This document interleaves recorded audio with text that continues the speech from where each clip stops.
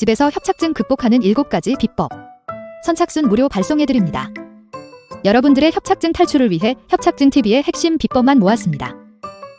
지금 신청하시면 7일간 문자로 보내드립니다. 댓글에 있는 링크나 아래 번호로 지금 바로 신청하세요. 안녕하세요. 협착증과 관절염TV의 손영훈 한의사입니다. 허리 협착증에 맨발 걷기는 필수이다. 허리 협착증 환자가 맨발 걷기를 하는 것은 병원에 가는 것만큼이나 중요한 일이다. 맨발 걷기는 허리 협착증을 극복할 수 있는 가장 좋은 생활 방법이다. 누누이 말씀드렸죠. 그런데 많은 분들께서 맨발 걷기 하는 것을 어려워하십니다. 발의 상처와 세균 감염의 위험도 있고 또 맨발 걷기 하기가 여간 귀찮지가 않거든요. 그래서 오늘은 누구나 쉽게 맨발 걷기 할 수 있는 방법을 알려드리려고 합니다. 자, 강의에 앞서서 잠깐 드릴 말씀이 있습니다. 바로 제가 만든 척추관절 건강기능식품입니다. 바로 관절바로인데요. 제가 척추관절 진료만 10년 동안 했어요. 그리고 한의사의 자부심을 가지고 만들어야 되기 때문에 정말 신경을 많이 썼어요. 여러 한약재를 넣어서 추출했는데요. 이 한약재를 추출하기가 만만치 않습니다. 특히 이 안에는 해동피라고 하는 약재가 들어있는데 나무의 껍질입니다. 이거를 몇 시간 끓인다고 해서 추출이 되지 않거든요. 그래서 120도에서 14시간 동안 끓인 거예요. 14시 동안. 그래 끓여줄 공장을 찾는데 힘들었어요. 자, 14시간 동안 끓였기 때문에 색깔이 어떻겠습니까? 보시면 매우 진한 색깔인 걸 아실 수 있겠죠. 14시간 동안 끓였기 때문에 이렇게 약재들이 우려 나오는 겁니다.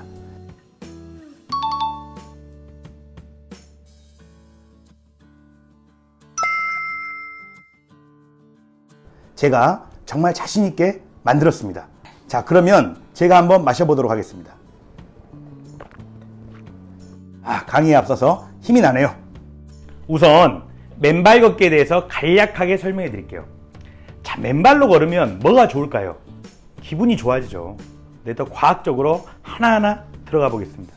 맨발로 걷게 되면요, 땅하고 어떻게 돼요? 발이 그대로 만나죠. 신발을 신게 되면요, 고무 밑창이 가운데 끼어 있잖아요.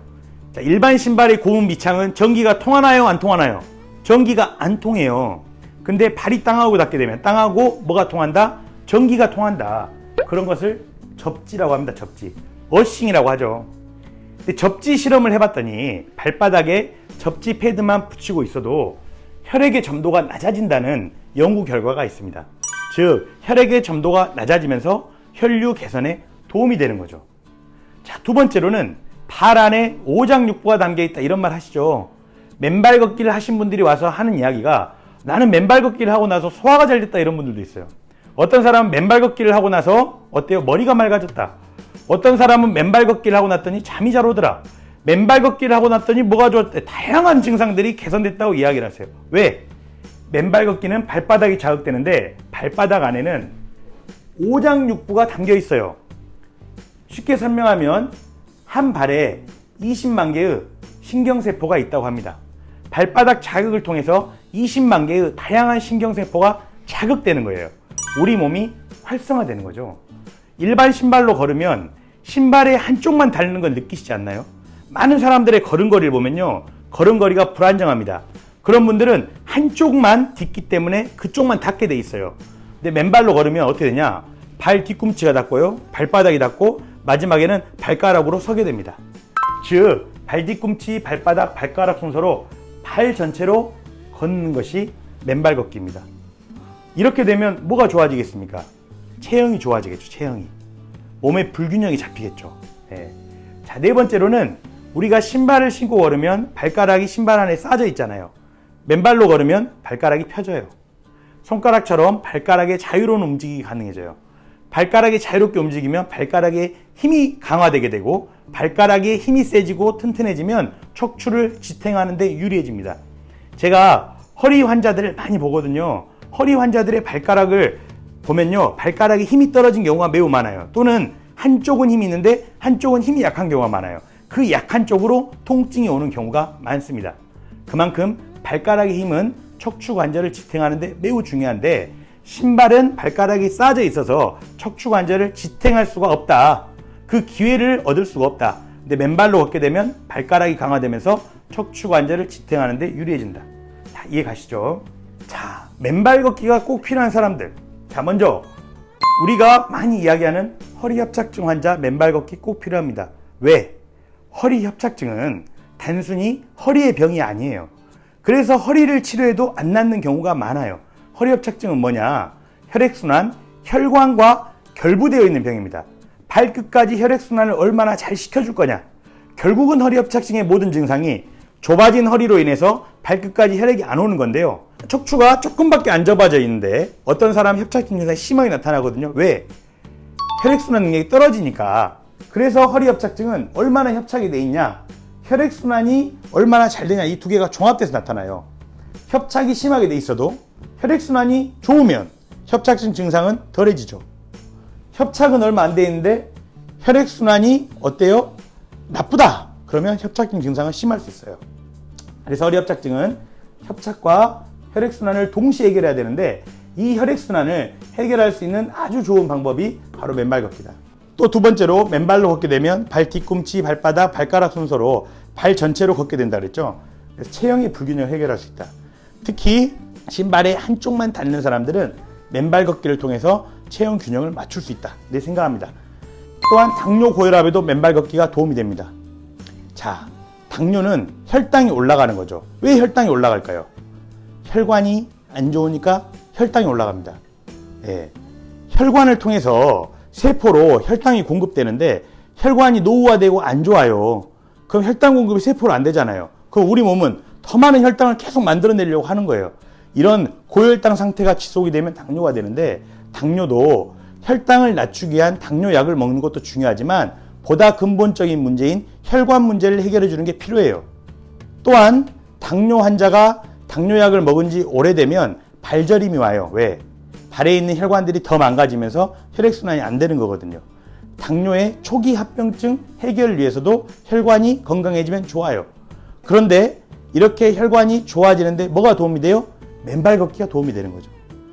고혈압 역시도 당뇨처럼 맨발 걷기를 통해 혈관이 개선된다면 혈압 역시도 낮아질 수 있다고 생각합니다. 실제 많은 맨발 걷기 환자분들을 만나보면 맨발 걷기 이후에 당뇨와 고혈압이 좋아졌다는 분들이 매우 많습니다. 자, 다음은 맨발 걷기를 하고 나서 뭐가 좋아졌냐 이래 물을 때 가장 많은 사람들이 대답하는 게요. 수면이 좋아졌다고 합니다. 수면이. 맨발 걷기를 하게 되면 마음이 상쾌해지고 기분이 편해지거든요. 그러면서 수면에도 큰 도움이 됩니다. 또 맨발 걷기를 많이 하시는 분들 있죠. 암 환자라든가 면역 환자들. 어쨌든 맨발 걷기는 자연에서 진행이 되고 맨발 걷기를 하게 되면 앞에서 말씀드렸던 워싱 효과, 접지 효과를 통해서 몸에 있는 활성산소가 빠져나가게 되거든요. 그래서 몸에 있는 노폐물들이 빠져나가면서 몸이 정화된다. 그래서 암 환자와 면역 환자에게 좋다. 이렇게 이해하시면 되겠습니다. 자, 그런데 맨발 걷기 하기가 어렵죠. 매일매일 맨발 걷기 하기가 어려워요.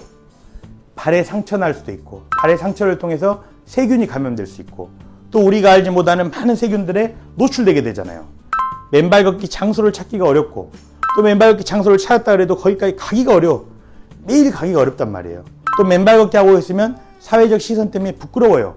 또 날씨 비가 내리고 눈이 내리고 그러면 맨발 걷기 하기가 어렵습니다. 맨발 걷기가 어려운, 맨발 걷기가 매일 하기 어려운 이런 이유들이 있어요. 자, 그런데 제가 오늘 누구나 쉽게 매일 맨발 걷기 하는 법을 알려드린다 그랬잖아요. 자, 지금부터 알려드리겠습니다. 제가 만든 겁니다. 맨발 신발이에요. 맨발 신발. 평소에 신고 다니면 맨발 걷기와 비슷한 원리를 가진, 물론 맨발 걷기 효과가 100% 나타나지는 않을 수 있을 겁니다. 하지만 맨발 걷기의 핵심 원리들을 신발에 담았어요. 먼저 맨발 걷기 핵심 원리 첫 번째가 뭐였죠? 접지. 이 신발은 밑창이 전기가 안 통하는 일반 신발과는 다릅니다. 전기가 통하는 특수 소재를 넣어서 밑창을 만들었는데요. 실제 테스트를 해보면 보시면 땅 같은 경우에는 전기가 통해요. 자, 맨발로 있어도 숫자가 나와. 맨발 신발을 신어도 숫자가 나와. 그런데 일반 신발을 신고 테스트를 해보면 OL이라고 떠요. OL. 오버 더 리미트. 예. 어때요? 한계를 넘어서 버렸다. 그러니까 한마디로 전기가 통할 때는 일정 정도 저항값이 나와요. 그런데 이거는 땅하고 정기적으로 통하지가 않으니까 저항값이 너무 큰 거예요. 그래서 오버 더 리미트. 너무 크다. 이게 일반 신발이에요. 근데 맨발 신발은 일반 신발과 다르게 저항값이 나옵니다. 즉 전기가 통하고 있다는 거죠. 예. 첫 번째는 특수한 밑창을 활용해서 전기가 통하는 소재를 활용해서 맨발 걷기와 마찬가지로 접지가 되게 만들었습니다. 두 번째로는 맨발 걷기는 발 뒤꿈치, 발바닥, 발가락 순으로 발 전체를 활용해서 걷게 된다 그랬죠. 이 신발도 마찬가지로 신어보시면 발 뒤꿈치, 발바닥, 발가락 순으로 걷게 되어 있습니다. 왜? 밑창이 얇기 때문에 일반적인 신발은 밑창이 두껍기 때문에 고무가 이렇게 휘어지질 않아요. 잘. 근데 이 맨발 신발은 밑창이 얇아서 휘어집니다. 발 전체로 보행하게 된다. 자, 발바닥에는 20만 개 신경세포가 있다 그랬죠. 맨발 신발은 밑창이 어떻다고요? 얇아요. 그렇기 때문에 발바닥이 일반 신발에 비해서 훨씬 더 자극이 됩니다. 물론 맨발만큼은 아니겠지만 일반 신발에 비해서 훨씬 자극이 됩니다. 그리고 또 하나의 중요한 특징은 앞에 볼이 넓죠. 그래서 발가락이 자유롭습니다. 발가락이 자유롭기 때문에 엄지발가락에 점점 힘이 생기게 되죠. 엄지발가락에 힘이 생기니까 척추를 지탱하는 데 유리해져요. 그래서 이런 맨발 바로를 만들었는데요. 접지가 정확히 되는지 매우 중요하잖아요. 접지가 정확히 되는지. 또 이러한 기능을 정확히 구현할 수 있는지 매우 중요하잖아요. 그래서 믿을 수 있는 국내 생산업체와 함께 만들었습니다.